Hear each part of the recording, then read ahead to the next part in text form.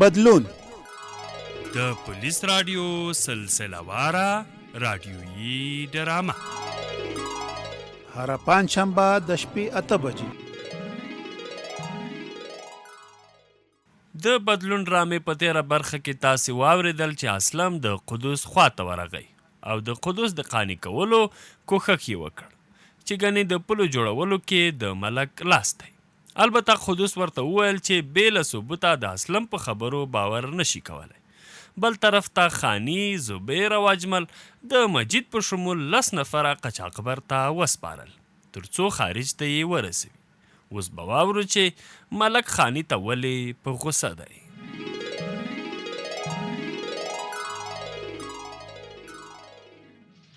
نه پوهېږم چې په کور کې به وي او که نه، ځکه مجرد سړی دی، کله یو ځای وي او کله بل ځای. خو زه خیر بیا به هم دروازه ورته ټک ټک کم، ګوندې په کور کې وي. څوک یې؟ دا دی درځمه، لږ صبر وکړه. څه پوه شوې؟ ملک یم ملک، زر راووځه، کار در سره لرم. اوه خیر شه ملک صاحب، څنګه دې لار غلطه کړې ده؟ څه پوه شوې؟ لار مې نه ده غلطه کړې، سم صحیح ځای ته راغلی یم. نه تا خو ویل چې زه چا نه یم لیدلی، دا خو ټولې دنیا لیدلی یې. چیرته چا نه یم لیدلی و ملک صاحب؟ په خبره خو مې پوه که څه پوه شوې؟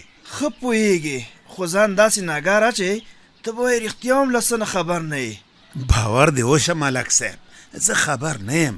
که خبر وې نو بیا خو مې ارومرو ځواب درکوه. څه پوه شوې؟ هغه د قدس په پټو کې د پولو خبره درته کوم. تا ویل چې د پولو اچولو په جریان کې زه چا نه یم لیدلی، خو ما ته یو نفر راغی ویلې خاني داسې کار کړی دی. دا کېدی نشي ملک صاحب، ځکه زه چا نه یم لیدلی انسانانو کې. دا چې هر چا دا خبره کړې ده نو ته یې له سر نه نیولی. خو دلته کلي کې دومره هوښیار څوک دی چې تا راګیر کړي. څه پوه شوې؟ اسلم راغلی و. اسلم ویلې چې د قدس دهقان ستا په څېر یو نفر په هغه شپه د قدس په ټو کې لیدلی و چې په سبا بیا لانجه جوړه شوه.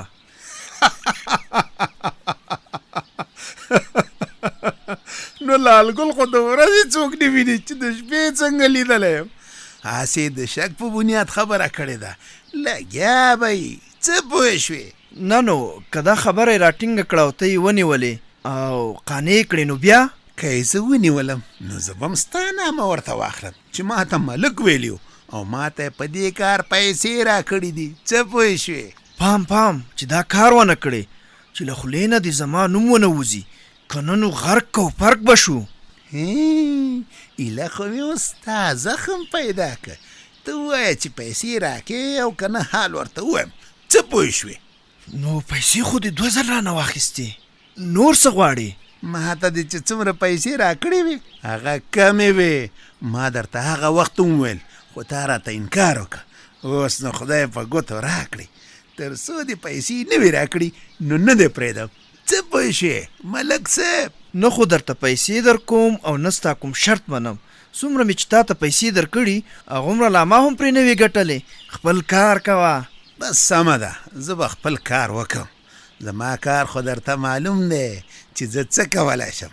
ملکه ټول راز به د خلکو ته ووایم. څه پوه شوې؟ سمه ده، ته زما راز ووایه او زه به ستا راز ووایم. ګورو چې کلیوال د چا په خوله باور کوي. ملکه په ځان مه غره کېږه، خلک ثبوت غواړي او زه ورته پوره ثبوت وړاندې کوم. خلکو ته به داسې قناعت ورکم چې ته به مې حیران شي. څه پوه شوې؟ زه سمه ده، ګورو چې کلیوال د چا خبره مني.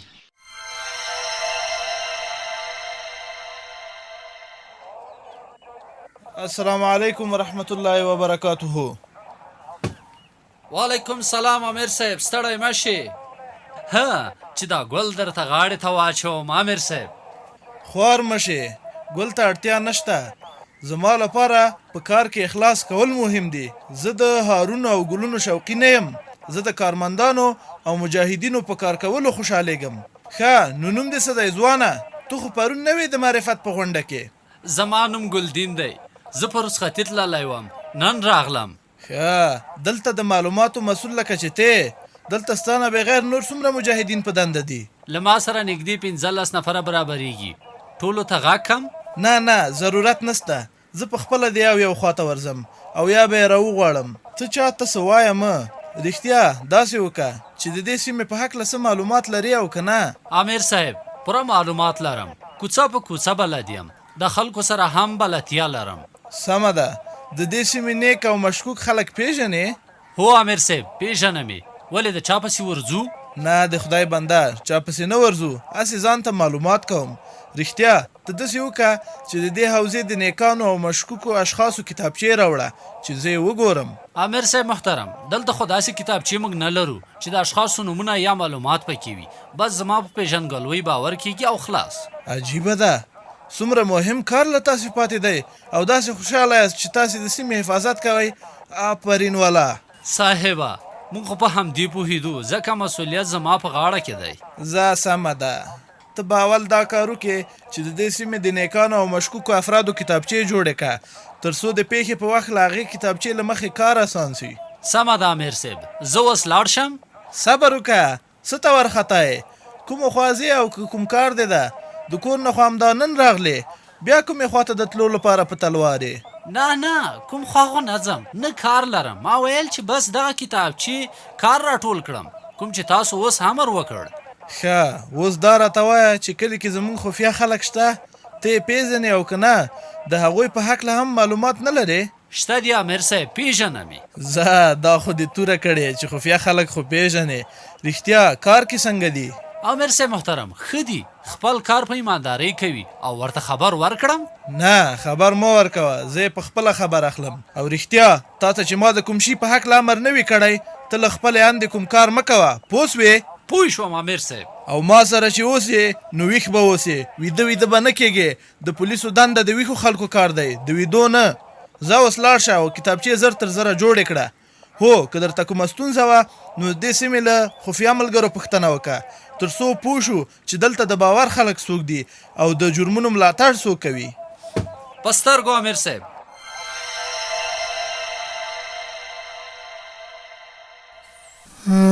هی چې زه به د دې خپل عادت سره اخر څه کوم چې راز را سره شي نو خېټه مې وپړسېږي. هر سړی را باندې پوهېږي چې څه خبره خو شته. څه پوه شوې؟ الله دا خو اسلم راغی چې له ده نه څنګه پټ شم. ښه ده خانه چې دلته مې پیدا کړې که نه نو په تا پسې به چېرته ګرځېدم. تاریخ ګواه دی چې ستا او د مرغه هېڅ فرق نشته. دواړه په اسانه په لاس نه راځئ. یاره اسلمه ښه بې نزاکته خو یې نه سلام نه کلام راتلو سره خپل تقریر پیل. څه پوه شوې؟ بخښنه کوه خانه. سلام علیکم. اصل کې زه په نورو فکرونو کې ډوب وم نو ځکه رانه سلام هیر شو. تاریخ ګواه دی چې انسان په نورو فکرونو کې وي ډېری وخت سلام ترې هېرېږي. سلام ته دی وعلیکم. خو اوس دا راته ووایه چې څه لپاره راپسې ګرځېدې؟ خیرت خو به یي. څه پوه شوې؟ ښه ده چې خبره دې یاده کړه. خبره داسې ده چې ته یو چا د تره بچي په پټیو کې لیدلی وې. تاریخ ګواه دی چې دا هماغه وخت و کله چې د قدوس په پټیو کې پولې اچول شوې وې. څه شی؟ ته ویل څه غواړې اسلمه؟ ستا مقصد د دې خبرې نه څه دی؟ په ما دعوه کې؟ که دعوه کې نو ښه نه کې. څه پوه شوې؟ دعوه نه ده بلکې باوري یم چې د قدوس په پټیو کې د پولې په اچولو کې ستا لاس دی. تاریخ ګواه دی چې ما کله هم په چا شک کړی نو شک مې نه دی خطا شوی. یا وروره زما یې له تا سره څو یمه. زما له تا سره دښمني زما له تا سره بدي پوله پټی شریک داسې کوم شی شته چې تا په ما شکمن کوي. څه پوه شوې؟ دا تا چې کومې خبرې وکړې دا بیخي درستې دي. نه مو سره پوله پټی شریک دی نه در سره نوره کومه خبره لرم. خو یوه خبره بله هم شته چې په دې لوبه کې له تا سره ملک زمان شریک دی. تاریخ ګواه دی چې ملک شیطان دی او هغه داسې لانجو ته خوشحالیږي. وروره لاړ شه او د ملک سره د لانجه ختمه که. تا زه لیدلی یم تا زه په پوله اچولو ګیر کړی یم. تا زه د ملک سره په همدې خبرو کولو ګیر کړی یم. په کوم بنیاد دا خبره کوي؟ خو بس چې څه مو خولې ته راشي نو وایې. څه پوه شوې؟ ګوره خانیه که د ملک سره شریک یې او یا دې د ملک په لمسون دغه پوله اچولې وي نو ته معاف یې. یوازې د ملک خلاف یوه شاهدي ورکړه. تاریخ ګواه دی چې موږ بخښل شوي انسان ته هیڅ هم نه وایو. چې ما څه کړي نه دي نو ماف کېدل او ماف کول یې څه معنا؟ تاسې لا د لال ګل په خوله باور هم لرئ. هغه د ورځې پر لس مترۍ کې څوک سم نه پېژني، تاسې د شپې په شاهدۍ باور کوئ. څه پوه شوې؟ تا څوک وښودل؟ لال ګل؟ ما خو د لال ګل نوم لا نه واخیستی. تا ته څنګه معلومه شوه چې زه د لال ګل خبره کوم؟ تاریخ ګواه دی چې د دروغجن حافظه نه وي، ډیری وخت په خپلو خبرو کې ګیریږي. تا د لال ګل نوم یاد که، خو اوس پې منکرېږې او مه زما په سترګو کې راننوځه. ته غواړې په همدې بانه ما په خپلو خبرو کې راګیر کې، خو زه ستا غوندې خلک سیند ته تږي بیایم او تږي راولم. څه پوه شوې؟ خو زه بیا ستا غوندې ټګمار خلک ډېر زر راګیروم. تاریخ ګواه دی چې ما په خارج کې هسې وخت نه دی تېر کړی، ډېر څه مې زده کړي. زه وروره دا لاپې د هغه چا ته ووهه څوک چې ستا په شان خلکو باندې دوکه کېږي. زه ستا خبرو کې نه راځم. څه پوه شوې؟ ځم خو در نه ځم، خو د دې خبرې به ډېر غټ قیمت پرې کوي. هو تاریخ ګواه دی چې ستا غوندې دوکهباز خلک ما هېڅکله هم نه دي پرېښي.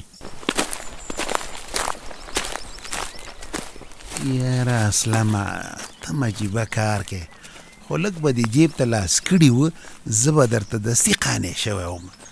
صبر چې ملک ته دا خبره ورسوم چې په غم خو ککړ شوې لا خیره.